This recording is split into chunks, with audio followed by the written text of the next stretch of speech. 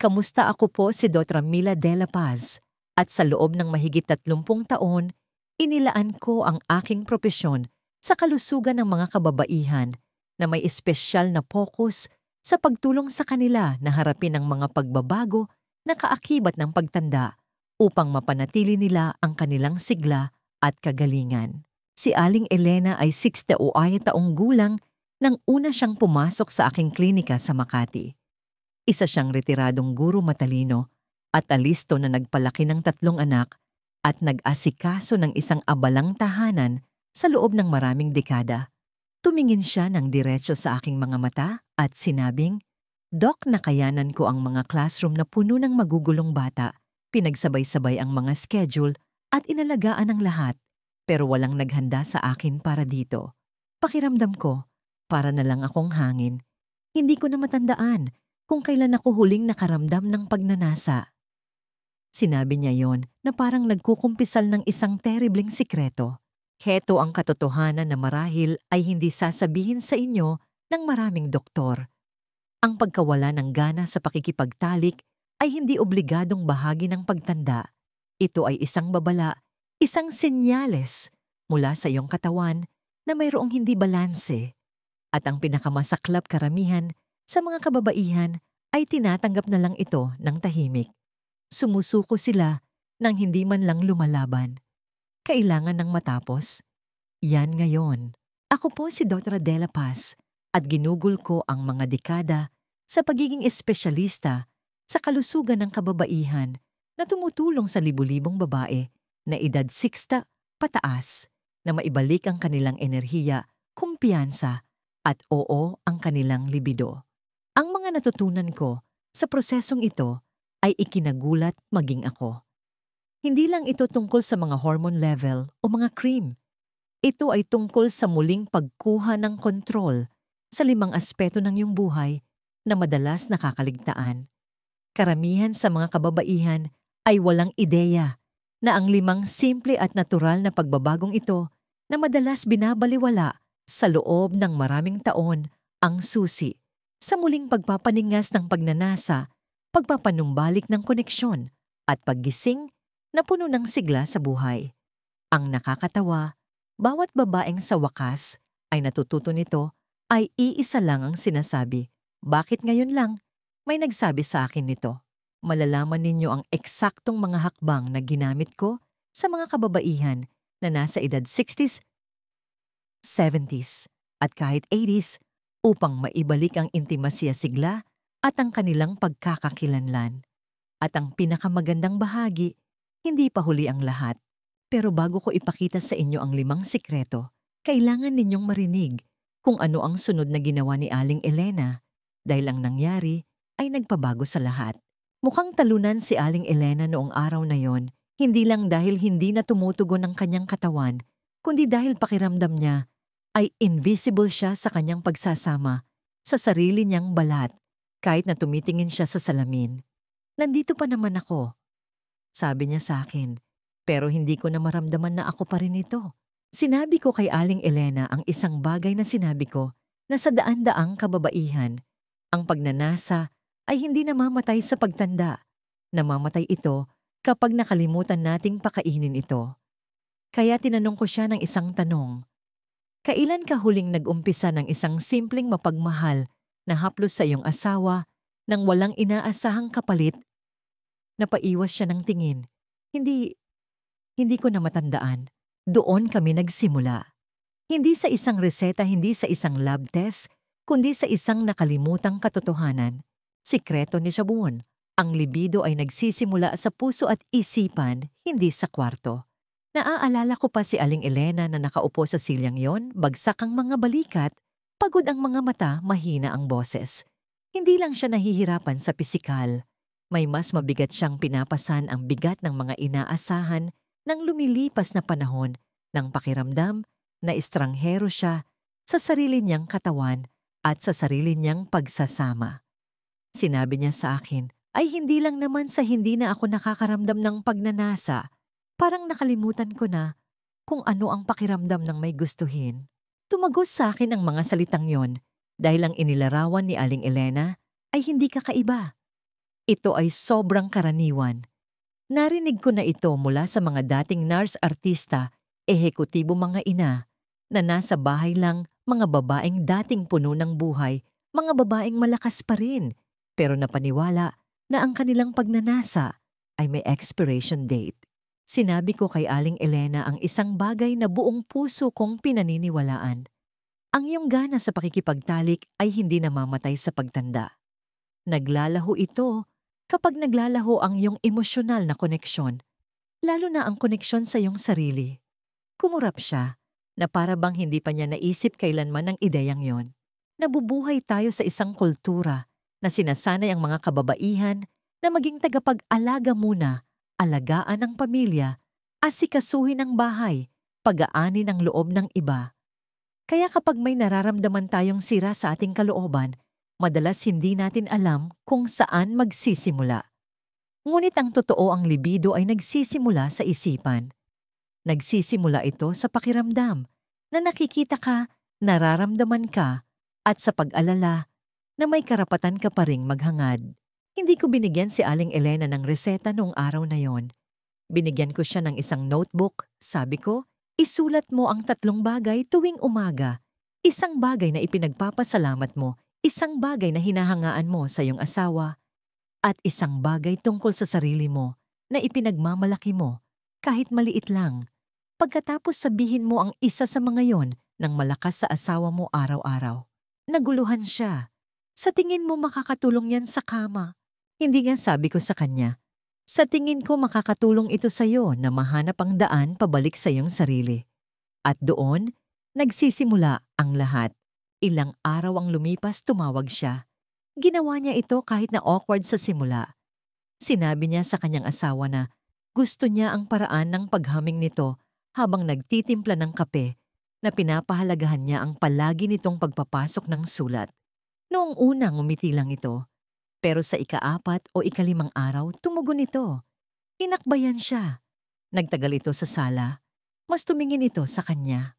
Napagtanto ni Aling Elena at ng maraming babae na nakakaligtaan ito na ang intimasya ay hindi isang bagay na binubuksan na parang switch ng ilaw kapag nagsara na ang pinto ng kwarto.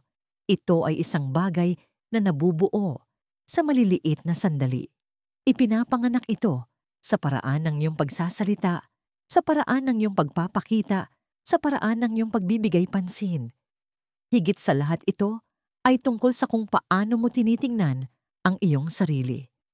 Kapag ang isang babae ay nahihiya sa kanyang katawan, kapag naniniwala siyang lampas na siya sa kanyang kalakasan, kapag iniisip niyang wala na ang kislap, humihinto siyang makipag-ugnayan. Humihinto siyang maging bukas. At sa huli, nagsisimula siyang maniwala na normal ang kawalan. Ngunit hindi, kailanman ay hindi naging normal. Sa loob ng 1 buwan, nagsimulang magbago ang mga bagay para kay Aling Elena. Hindi lang siya nakaramdam ng mas maraming koneksyon, mas naramdaman niyang buhay siya. Mas tuwid siyang maglakad, mas nagniningning ang kanyang mga mata.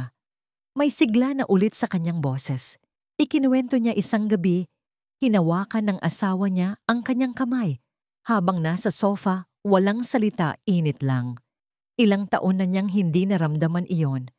Sinabi niya sa akin, akala ko tapos na. Akala ko kailangan ko nang tanggapin, pero naligaw lang pala ako, hindi sira. Naligaw lang. At iyon ang gusto kong maintindihan ng bawat babae na higit sa 60. Ang iyong pagnanasa ay hindi ka iniiwan. Naghihintay lang ito na bumalik ka. At kapag ginawa mo, kapag muli kang kumonekta sa kung sino ka, kung sino ang iyong partner, at kung ano talaga ang kahulugan ng intimasya, bumabalik ito na parang alon na hindi naman talaga umalis sa dalampasigan. Simula pa lang ito, dahil habang ang mindset at emosyonal na koneksyon ang nagsisilbing kislap, may isa pang nakatagong mamamatay tao na unti-unting sumisipsip ng libido araw-araw. At karamihan sa mga kababaihan ay inilalagay ito sa kanilang mga plato nang hindi man lang namamalayan. Nagulat si Aling Elena sa kanyang natututunan sa palengke. At kung ang iyong kinakain ay tulad ng karamihan sa mga babaeng kaedad mo, Maaaring tahimik din nitong pinapatay ang iyong gana. Pag-usapan natin iyan. Sikreto 2. Ang tahimik na pumapatay ng libido na nasa iyong plato. Nang magkita kami ulit ni Aling Elena, ilang linggo matapos niyang simulang muling kumonekta sa kanyang asawa, may napansin akong kakaiba sa kanya. Nagbago ang kanyang tindig. Mukha siyang mas magaan, mas matatag. Kahit medyo bumata. Pero dismayado siya. Mas nararamdaman ko ang presensya niya. Sabi niya, pero yung pisikal na bahagi, hindi pa rin nagkiklik. Doon ko siya tinanong ng isang bagay na ikinagulat niya. Ano po ang almusal ninyo kaninang umaga? Napatawa siya. Yung kinakain ko lagi. Low-fat yogurt, isang pirasong tinapay kape. Tumango ako. At tanghalian? Isang simpleng salad na may fat-free dressing, siguro isang diet soda. Huminto ako saglit. Tapos sinabi ko ang isang bagay na maraming babae sa edad niya ang hindi pa naririnig. Aling Elena, ang laman ng plato ninyo ay tahimik na kumakalaban sa inyo. Tumingin siya sa akin naguguluhan. Ipinaliwanag ko kung ano ang paulit-ulit kong nakikita sa aking mga tao ng pagsasanay. Ang modernong health diet ay isa sa pinakamalaki at pinakanakakaligtaang dahilan kung bakit nawawalan ng pagnanasa ang mga kababaihan. Hindi lang ang kanilang enerhiya o ang kanilang baywang, kundi ang mismong balanse ng hormone na nagtutulak sa sexual na sigla. Bawat subo natin ay maaring nagpapakain sa apoy na yon o pinapatay ito. Ang hindi alam ni Aling Elena at ng karamihan sa mga kababaihan ay ang mga pagkaing sinasabing malusog ay kadalasang puno ng asukal, processed seed oils, at mga kemikal na nagdudulot ng gulo sa mga hormone ng babae. Ang mga produktong low-fat ay madalas na mataas sa asukal para maging masarap na nagpapataas ng pamamaga, ginugulo ang balanse ng insulin at unti-unting sinisira ang maselang sayaw ng estrogen at progesterone. Hindi ito nangyayari ng biglaan. Ito ay isang mabagal na pagkasira. Ikinuwento ko kay Aling Elena ang tungkol sa isa ko pang pasyente, si Aling Margarita, 74, na dumating na may parehong problema, mababang enerhiya, walang libido, at pagkadismaya dahil pakiramdam niya ay matamlay siya. Pinagawa ko siya ng food diary. Lumabas na nabubuhay siya sa mga healthy na cereal, low-fat dairy margarina at diet drinks. Ang mga tinatawag na health foods na ito ay sa katunayan ay sumisira sa kanyang endocrine system. Walang nagsabi sa kanya na ang tunay na sigla ay nagmumula sa tunay na pagkain na may healthy fats. Kaya kay Aling Elena, gumawa kami ng ilang simpleng pagbabago. Sa halip na matamis na yogurt, lumipat siya sa full-fat Greek yogurt na may isang dakot ng berries at walnuts. Tinanggal namin ng tuluyan ang diet soda at pinalitan ito ng sparkling water na may lemon o kalamansi. Ang mga salad ngayon ay may dressing na extra virgin olive oil at suka. Ang tinapay ay pinalitan ng itlog mula sa pasture-raised na manok. At nagsimula siyang magdagdag ng healthy fats tulad ng abokado at wild-caught salmon sa kanyang lingguhang pagkain. Sa una akala niya ay parang parusa. Pero pagkatapos lang ng 2 linggo, may nagbago. Nagising ako bago pa man tumunog ang alarm. Sabi niya sa akin isang umaga na gulat, hindi ko na kailangan ng pangalawang tasa ng kape. Hindi na ako hinihila ng antok. Ilang araw pagkatapos noon, sinabi niya sa akin ng isang bagay na mas makapangyarihan, naramdaman ko ulit. Yung maliit na kaba, yung pakiramdam na parang may sikreto ang katawan ko, na parang may gusto ako. Ang kislap na yon ng pagnanasang yon ay hindi basta-basta. Ito ay hormonal. Kapag ang iyong katawan ay hindi namamaga at nabibigatan ng asukal, refined oils, o mga nakatagong lason, ito ay nagiging malinaw, tumutugon at muling nabubuhay. Mararamdaman mo ito sa iyong balat, sa iyong isipan, sa iyong mga kilos, at sa iyong gana sa pakikipagtalik. Ang mas nakakatuwa pa ay hindi kailangan ng maraming taon para maramdaman ang pagkakaiba. Sa maraming kaso, ilang araw lang ng pagbabago sa iyong dieta ay maaaring magbukas ng mga pintuan. Nakakita na ako ng mga babae na mula sa pagiging matamlay at malabo ang isip ay naging alerto at nag-aalab sa loob ng wala pang 1 linggo sa pamamagitan lamang ng pag-alis ng mga tahimik na pumapatay sa kanilang mga pagkain. Sinimulang tawagin ito ni Aling Elena na kanyang nourishment plan at ipinagmalaki niya ito. Bawat pagpunta sa palengke ay naging isang paraan para mamuhunan sa kanyang kinabukasan, sa kanyang lakas, sa kanyang presensya, sa kanyang koneksyon, sa kanyang asawa. Ang pagkain ay naging isang uri ng paggalang sa sarili, hindi lang panggatong. At sa bawat malinis na subo, sinasabi niya sa kanyang katawan, "Lalaban pa ako. Ang hindi sasabihin sa iyo ng karamihan ay ito. Pagkatapos ng sinta mas mahalaga ang bawat subo. Ang iyong katawan ay nagiging mas hindi tolerant sa basura at mas tumutugon sa tunay na nutrisyon. Ito ang edad kung kailan nananalo ang kalidad kaysa sa dami, kung kailan ang tunay na pagkain ay literal na maaaring magbalik buhay sa iyo." Ang kwento ni Aling Elena ay hindi natatangi. Nakita ko na itong nangyari ng daan-daang beses. Mga babaeng tulad mo, malakas may dangal mapag-aruruga na hindi namalayan na ang kanilang kusina ay tahimik na nagnanakaw ng kanilang pagnanasa. Ngunit kapag nagbago yon, nag-iiba ang pakiramdam ng isang babae. Nagkakaroon siya ng tahimik na kumpiyansa. Nagbabalik ang kanyang haplos. Ang kanyang mga mata ay sumasalubong sa kanyang partner na may bagong layunin. At kapag nangyari iyon, isang hindi inaasahang bagay ang nagbubukas. Dahil kapag ang katawan ay naka-align na at ang isip ay malinaw, may isang huling piraso na maaaring mag-trigger ng isang dramatikong pagtaas sa natural na pagnanasa. Tumatagal lang ito ng halos 2 minuto sa isang araw at napakasimple nito. Karamihan sa mga kababaihan ay natatawa kapag una nila itong naririnig. Ngunit kapag sinubukan na nila, tumitigil sila sa pagtawa. Hayaan ninyong ipakita ko kung ano ito. Sikreto number 3. Ang 2 minutong ritual na muling gigising sa pagnanasa. Hindi ko na mabilang kung ilang beses kong narinig ang isang babae na nagsabing, "Dora de la Paz, hindi ko na pumaramdaman na ako pa rin ito." At kapag tinanong ko kung ano ang ibig nilang sabihin, bihirang tungkol lang ito sa sex. Ito ay tungkol sa pakiramdam na mabagal disconnected manhid na parang humina na ang kanilang panloob na ilaw. At para sa marami sa kanila, ang pagkawala na yon ay parang permanente na. Ganyan din ang paglalarawan ni Aling Elena.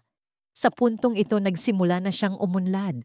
Mas naging mainit ang relasyon niya sa kanyang asawa, mas emosyonal siyang naroroon, nagbago ang kanyang dieta, at mas malinaw ang kanyang pakiramdam kahit na gumigising na may mas natural na enerhiya. Ngunit meron pa ring hindi ganap na umiilaw. "Hindi ko pa rin nararamdaman yung hum. Alam mo ba?" sabi niya. "Yung pakiramdam na handa ka, na hindi lang sa isip kundi sa pisikal. Na parang gusto ng katawan mong makaramdam, gustong mahawakan. At alam na alam ko kung ano ang tinutukoy niya. Dahil ang pagnanasa ay hindi lang nabubuhay sa isip o sa puso. Nabubuhay din ito sa dugo, sa pulso, sa oxygen na dumadaloy sa iyong katawan. At higit sa lahat, nabubuhay ito sa paggalaw.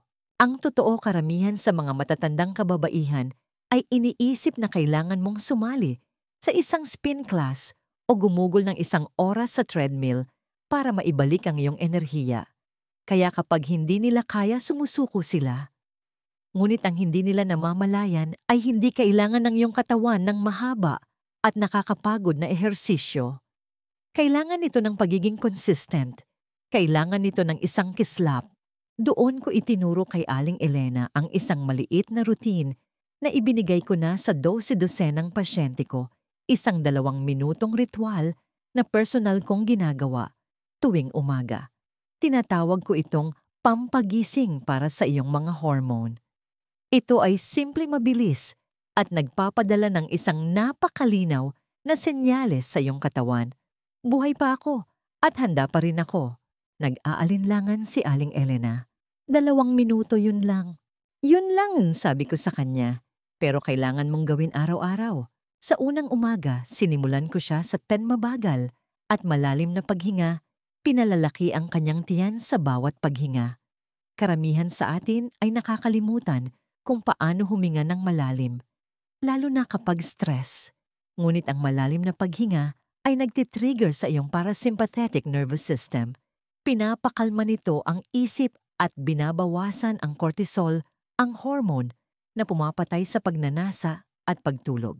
Pagkatapos ng paghinga, pinagawa ko siya ng 20 mabagal na pelvic tilts.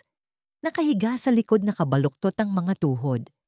Ang simpleng galaw na ito ay gumigising sa pelvic floor at nagpapataas ng daloy ng dugo sa eksaktong lugar na pinakakailangan nito para sa sensasyon at pagka-arouse. Pagkatapos, pinatapos ko siya sa 1 minuto ng malumanay at tuloy-tuloy na paggalaw. Iminungkahi kong magpatugtog siya ng paborito niyang OPM na kanta at tumindayog lang paikutan ang kanyang balakang hayaang lumutang ang kanyang mga braso. Hindi isang workout, hindi isang performance, kundi isang masayang muling pagkonekta sa natural na ritmo ng kanyang katawan. Sa pagtatapos ng 2nd araw, tinawagan ako ni Aling Elena tumatawa. Hindi na ako sumayaw sa sala namin mula noong kasal ko, sabi niya.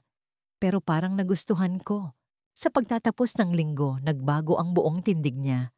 Mas may grasya siyang kumilos. Iba na ang tono ng kanyang boses. Sinabi niya sa akin na sinimulan niyang gawin ang routine bago pa man siya magkape dahil gusto niya ang pakiramdam pagkatapos ang gaan ng sigla. Nanatili ito sa kanya buong araw. At ang pinakamaganda napansin ng kanyang asawa. Mukhang mas masaya ka, sabi niya sa kanya. Ilang taon na niyang hindi narinig iyon. Iyan ang kagandahan ng ritual na ito. Hindi lang nito pinapagana ang katawan. Pinalalambot nito ang iyong espiritu at pinapalakas ang iyong kumpiyansa.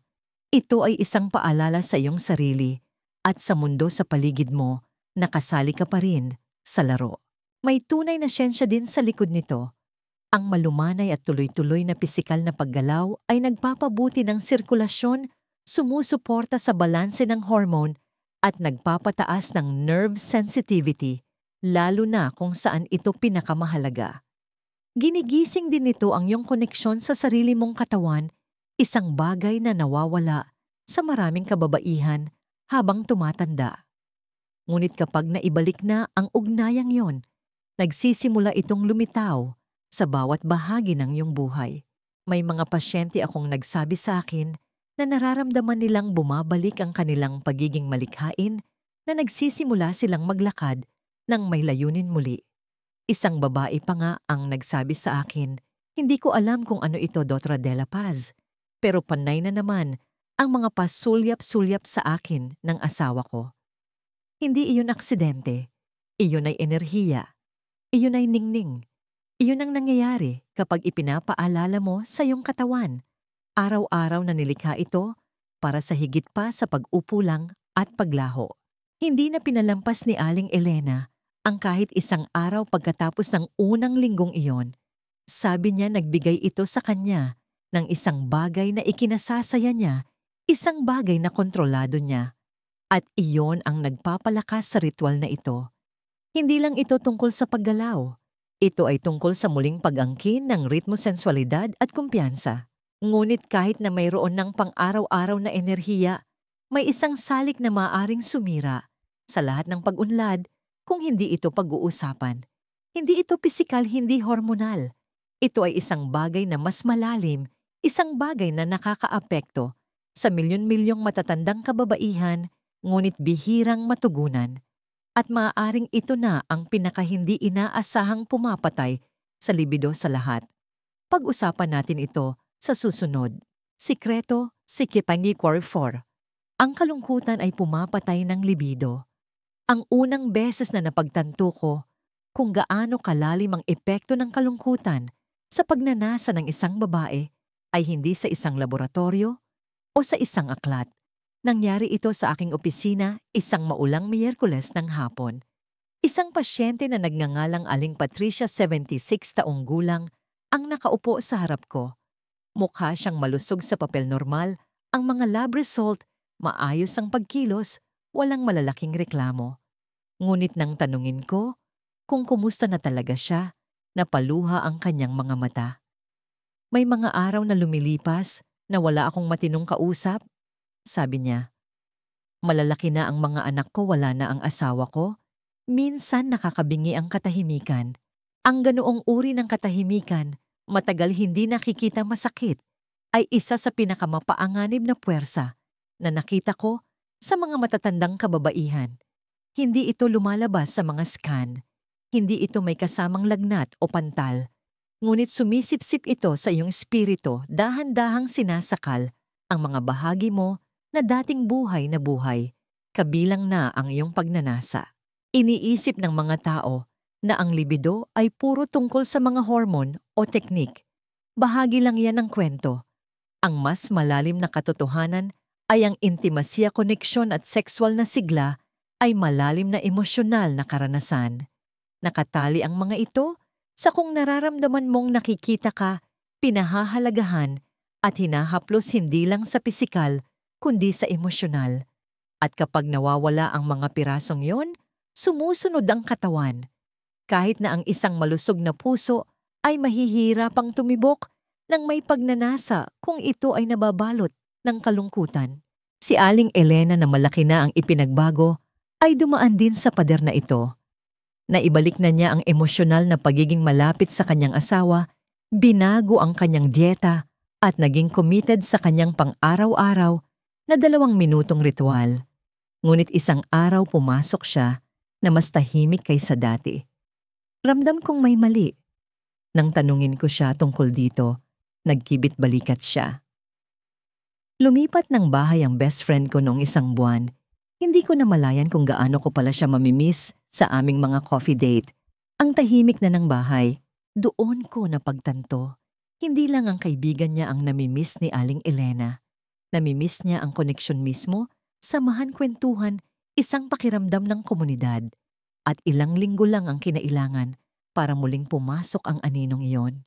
Sinabi ko sa kanya ang isang bagay na lubos kong pinaniniwalaan. Ang kalungkutan ay hindi lang isang pakiramdam. Ito ay isang uri ng stress. At ang talamak na emosyonal na pag-iisa ay nagtitrigger sa paglabas ng cortisol, ang pangunahing stress hormone ng iyong katawan. Sa paglipas ng panahon, ginugulo ng cortisol ang pagtulog, pinapataas ang pamamaga at pinapamanhid ang emosyonal na sensitivity. Lahat ay kritikal na bahagi ng isang malusog na gana sa pakikipagtalik. Ang pinakamasaklap ay maraming babae ang nakondisyon na ilagay sa huli ang kanilang sariling mga social needs. Tinuruan kang maging tagapag-alaga, huwag maging abala, maging self-sufficient. Ngunit ang tinatawag nating kalakasan ay minsan nagiging pag-abandona sa sarili. At may hangganan lang ang kayang tiisin ng katawan. Kaya gumawa kami ng plano. Hiniling ko kay Aling Elena na pumili ng 2 social connection lang para pagtuunan ng pansin sa susunod na buwan. Hindi 10-2 lang. Isang bagong aktibidad at isang lumang kaibigan. Pinili niya ang isang local book club na nakita niyang may anunsyo sa kanilang barangay hall sa Pasig at isang pinsan sa Batangas na matagal na niyang hindi nakakausap. Parang kalokohan sa kanya nung una. Anong kinalaman ng book club sa libido? Tanong niya. Ngunit pagkatapos ng 3 linggo naging malinaw ang sagot. Nakalimutan ko na kung ano ang pakiramdam na tumawa kasama ang isang grupo ng mga babae. Sabi niya sa akin, yung nakaupo lang doon nag-uusap tungkol sa mga karakter sa libro at sa buhay. Naramdaman kong kabilang ulit ako. Ang pakiramdam na yon, ang sense of belonging na yon, ay may pinailaw sa kanya. Tumaas ang kanyang enerhiya, lumalim ang kanyang mga pag-uusap sa kanyang asawa, nagbago ang kanyang buong kilos. At higit sa lahat, bumalik ang kanyang pagnanasa ng mas malakas, hindi dahil sa isang supplement, kundi dahil sa wakas ay nawala na ang emosyonal na bigat na pumipiga sa kanya. Nakita ko na ang pattern na ito ng maraming beses, halos para na itong isang formula. Nagsisimulang ihiwalay ng isang babae ang kanyang sarili. Tumataas ang kanyang stress. Nagbabago ang kanyang mga hormone. Lumalala ang kanyang pagtulog. Nawawala ang kanyang pagnanasa at lumalalim ang katahimikan. Ngunit kapag muli siyang kumonekta, kahit kaunti lang tumutugon ang katawan. Nagiging balanse ang mga hormone, gumaganda ang mood, at nagiging posible muli ang intimasiya. Hindi mo kailangang maging bida sa lahat ng handaan. Kailangan mo lang maramdamang nakikita ka. Kaya hinihikayat ko kayo kung binabasa ninyo ito ngayon at napagtanto ninyong lumayo na kayo sa mga taong magsimula sa isang maliit na hakbang. Tawagan ng isang taong matagal mo nang hindi nakausap. Sumali sa isang grupo na may kapareho kang interes. Mag-volunteer. Maghanap ng isang bagay na maglalagay sa'yo sa paligid ng ibang tao, walang pressure, presensya lang. Dahil ang koneksyon ay higit pa sa ginhawa. Ito ay gamot para sa iyong puso, sa iyong katawan, at sa iyong pagnanasa. At ngayong naiintindihan mo na kung gaano kalakas ang iyong kapaligiran at emosyon sa paghubog ng libido, handa na tayong gawin ang huling hakbang. Dahil may isang huling sikreto, marahil ang pinakanakakagulat sa lahat. Wala itong kinalaman sa pag-aayos o pagpapanumbalik ng anuman. Sa katunayan, ito ay tungkol sa pagtanggap sa isang bagay na sinusubukang takbuhan ng karamihan sa mga kababaihan. At kapag naintindihan mo kung paano baguhin ang pananaw na ito, lahat ng iba pa ay aayos. Hayaan ninyong ipakita ko kung ano ito. Sikreto man siya, ituring ang pagtanda bilang sensual na kapangyarihan, hindi paghina. Naaalala ko ang pag-upo sa tapat ni Aling Elena, ilang buwan matapos naming simula ng aming pagtutulungan. Sa puntong iyon, nagbago na siya ng husto. Iba na ang kanyang kinakain, araw-araw siyang gumagalaw, mas malalim huminga, mas bukas na kumokonekta sa kanyang asawa at nangunguna pa sa mga diskusyon sa kanyang book club.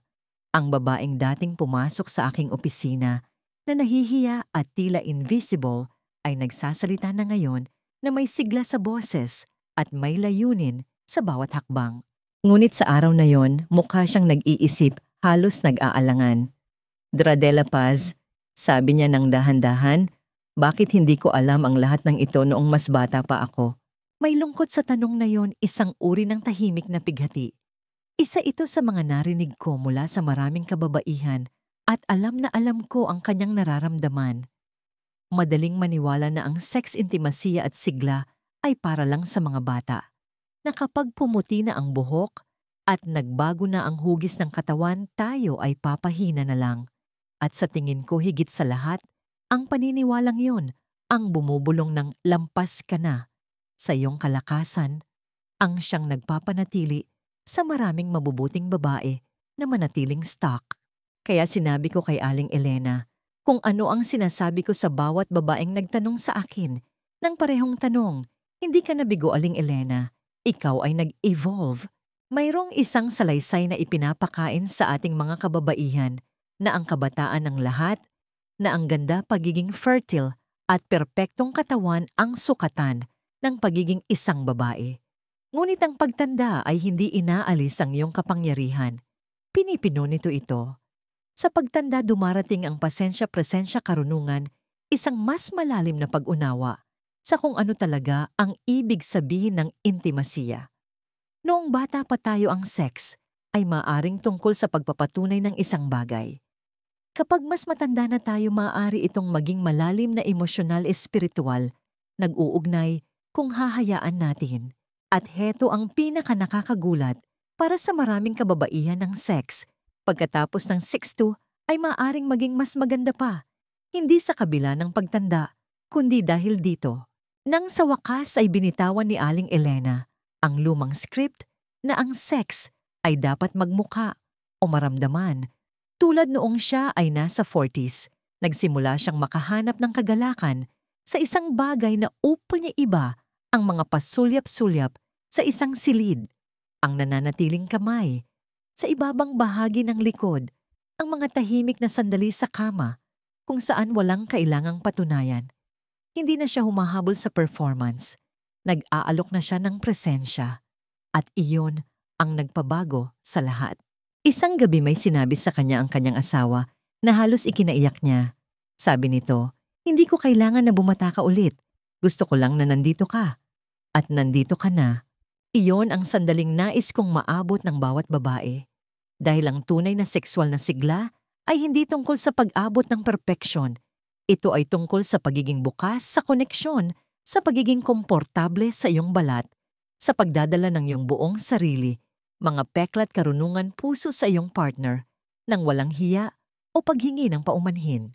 Sinimulang tingnan ni Aling Elena ang pagtanda hindi bilang isang mabagal na pagbaba, kundi bilang isang paglipat sa isang bagong uri ng lakas na nakaugat hindi sa kabataan, kundi sa katotohanan. Ang kanyang pagnanasa ay nagmula sa isang lugar ng kumpiyansa, hindi pressure. At sa kumpiyansang yon, natuklasan niya ang isang bagay na hindi pa niya naranasan, kailanman isang uri ng intimasiya na hindi nakatali sa performance, kundi sa pag-ibig presensya at malalim tahimik na pag-unawa. Kapag huminto ang mga kababaihan sa pakikipaglaban sa edad at sinimulang yakapin kung ano ang inaalok nito, may isang kamanghamanghang nangyayari. Nawawala ang stress, naglalaho ang mga paghahambing, at sa espasyong iyon, sa wakas, ay makakauwi ang isang babae sa kanyang sarili at sa kanyang partner sa paraang matatagtapat at lubos na kasiya siya. Kung may isang bagay lang kayong kukunin mula sa lahat ng ibinahagi ko sana, ay ito. Ang pagtanda ay hindi kaaway ng iyong pagnanasa. Ito ang pintuan patungo sa pinakamakapangyarihang anyo nito, ngunit kung pipiliin mo lamang na pumasok dito. At ngayong narinig ninyo na ang lahat ng 5 sikreto, ang parehong 5 na nagpabago sa buhay ni Aling Elena at sa buhay ng libu-libong kababaihan na nakatrabaho ko, maaaring nag-iisip kayo ano ang susunod, paano ko pagsasama-samahin ang lahat ng ito sa isang bagay na magtatagal. Iyan mismo ang ating tatalakayin sa huling bahagi. Dahil ang pangmatagalang pagbabago ay hindi nagmumula sa kaalaman lamang, nagmumula ito sa pagpili. At sa konklusyon ipapakita ko sa inyo kung paano gawin ang unang tunay na hakbang, ang pinakamahalaga sa lahat. Konklusyon, ang pagtanda ay hindi nangangahulugang pagkawala ng gana. Ito ay muling pagpapaningas nito. Hindi pa katagalan pumasok si Aling Elena sa aking opisina para sa isang regular na follow-up. Nakasuot siya ng isang makulay na scarf, yung tipo na hindi na niya isinusuot sa loob ng maraming taon. Mukha siyang masaya, relax, at may kaunting kislap sa mata. Alam ninyo kung ano ang nakakatuwa, Dotra de la Paz? Sabi niya. Akala ko tapos na ang bahaging ito ng buhay ko. Lumalabas, hinihintay lang pala niya akong magpakita muli. Iyan ang pinatutunguhan ng paglalakbay na ito. Hindi pagbabalik ng orasan, hindi pagpapanggap na tayo pa rin ang dating tayo noong 35, kundi ang tuluyang pagiging kung sino tayo dapat. Sa edad na ito malakas, malinaw, konektado at ganap na buhay. Kung umabot kayo hanggang dito, nakita ninyo kung ano ang natuklasan ni Aling Elena para sa kanyang sarili at kung ano ang paulit-ulit kong nakikita sa buhay ng mga kababaihang pinagsilbihan ko sa loob ng mahigit 3 dekada. Ang paghina ng pagnanasa na nararanasan ng napakaraming matatandang kababaihan ay hindi tiyak na mangyayari. Hindi ito isang malupit na biro ng biyolohiya. Ito ay isang panggising, isang tahimik at patuloy na tulak na nagsasabing, marami ka pang dapat gawin sa buhay, ngunit kailangan mo nang harapin ito sa ibang paraan ngayon. Huminto tayo sandali at balikan kung ano talaga ang mahalaga. Ang unang bagay na pinag-usapan natin ay ang isipan. Hindi iyon aksidente. Dahil para sa karamihan ng mga kababaihan, ang mabagal na paglaho ng libido ay hindi nagsisimula sa katawan. Nagsisimula ito sa mga iniisip, sa mga tahimik na pagdududa, sa mga paghahambing sa kung sino ka dati, sa kahihiyang pumapasok kapag nawawala ang pagnanasa. Kaya nagsimula ang pagbabago ni Aling Elena, hindi sa gamot, kundi sa mga pagninilay sa umaga. Pagkatapos, lumipat tayo sa pagkain. Dahil habang tumatanda ka, mas mahalaga ang inilalagay mo sa iyong plato. Maaari ka nitong bigyan ng enerhiya o sipsipin ito. Maaari nitong suportahan ang iyong mga hormone o sirain ang mga ito. Hindi nag-diet si Aling Elena. Nagsimula lang siyang kumain na parang isang babaeng muling gumagalang sa kanyang katawan. Pagkatapos noon, isinama natin ang katawan hindi sa pamamagitan ng mabibigat na ehersisyo o nakakapagod na routine, kundi sa isang 2 minutong ritual na nagpaalala sa mga kalam na nerbiyos at utak ni Aling Elena na nandito pa siya, may kakayahan pa at sensual pa. Ngunit dumating ang hindi inaasahang piraso ang kalungkutan. Ang bahaging hindi pinag-uusapan ng karamihan sa mga kababaihan. Ngunit ito ay totoo at ito ay nakakapanghina. Ang kwento ni Aling Elena ay nagpaalala sa atin na ang koneksyon ay hindi opsyonal. Ito ay mahalaga. At sa wakas, pinag-usapan natin ang mindset kung paano mo tinitingnan ang iyong edad, ang iyong katawan, ang iyong papel sa intimasya. Napakaraming kababaihan ang naniniwala na ang pagtanda ay isang proseso ng pagiging invisible. Ngunit hindi.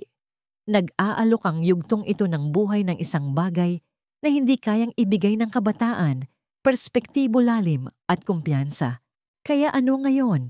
Hindi lang ito tungkol kay Aling Elena. Ito ay tungkol sa inyo, sa bawat babaeng tumingin sa salamin at nagtaka kung may karapatan pa ba siyang makaramdam ng pagnanasa. May kakayahan pa bang magbigay at tumanggap ng intimasya? Karapat-dapat pa bang hawakan hindi lang ng ibang tao, kundi ng buhay mismo? Hayaan ninyong maging malinaw ako sa inyo. Oo, karapat-dapat kayo. Ang landas pabalik sa sigla ay hindi komplikado, ngunit nangangailangan ito ng isang bagay na bihira sa mundo ngayon, ang sinasadyang pamumuhay. Ang pagpili araw-araw na gawin ang mga bagay na nagbabalik sa iyong katawan at isipan sa tamang balanse.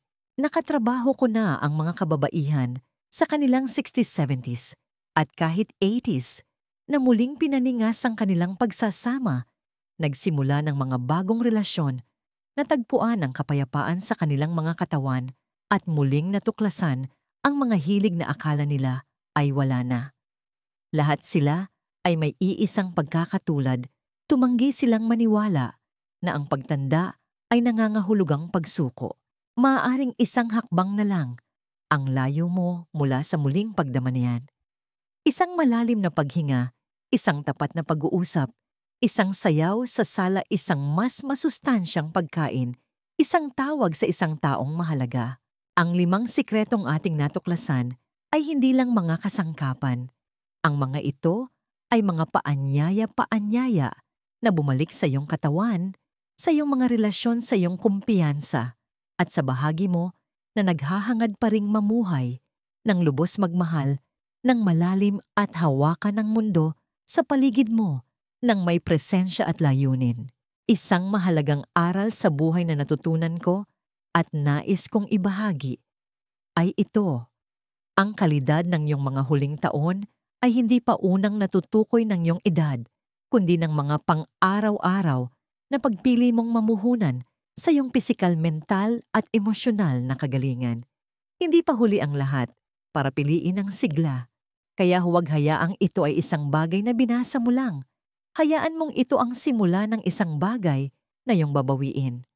Dahil ang pagtanda ay hindi nangangahulugang pagkawala ng pagnanasa. Nangangahulugan ito na nakuha mo na ang karapatang muling tuklasin ito na may mas malalim na kahulugan, isang mas buong puso at mas matalinong mga kamay. At kung nagawa ito ni Aling Elena, kaya mo rin. Kung nakaantig sa inyo ang mensaheng ito o may naalala kayong isang taong mahalaga sa inyo, mangyaring isaalang-alang ang pagbabahagi nito sa kanila. Ano ang inyong masasabi sa mga sikretong ito?